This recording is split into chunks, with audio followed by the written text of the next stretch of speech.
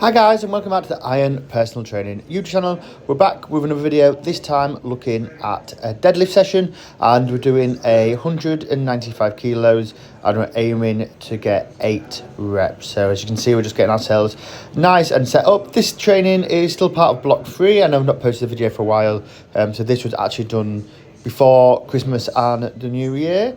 So as you can see, first pull moves very nicely, very happy with how that moved. And as you can see, everything's coming along pretty nicely here.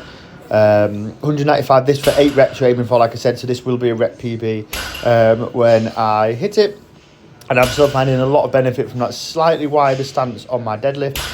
Lockout is much easier. If anyone watched any of my older videos, I never really struggled with lockout. Still a little bit slower in my lockout, but much quicker than it used to be. We're going to put on 180 kilos and we're doing 3 sets of 3 to 5 reps on floating deadlift. Sorry, 2 sets of 3 to 5 reps. And here we are with the first set. So on these, the first pull doesn't count.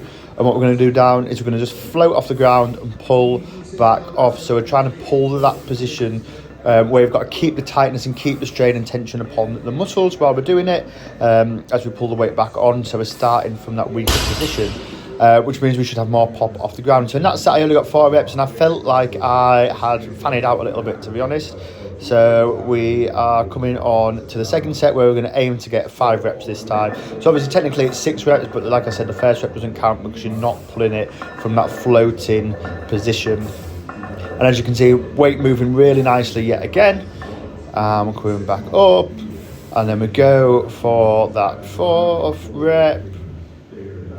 rep, sorry. And we get the lockout. So yeah, very happy with that. A bit annoyed that I didn't push that first rep as much as possible.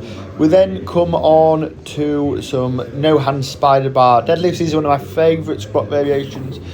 You don't need a lot of weight for these to get a lot of benefit out of them, so you don't get the same kind of systemic fatigue.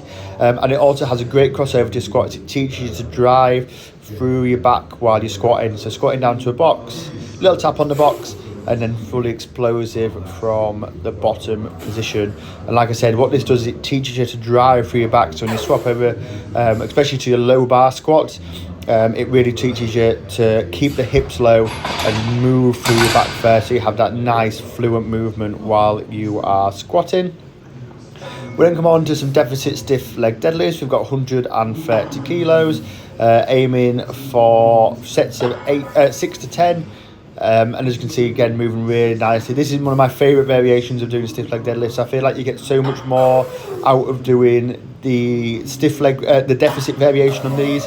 It really hits the hamstrings much better than doing the normal standard height variation.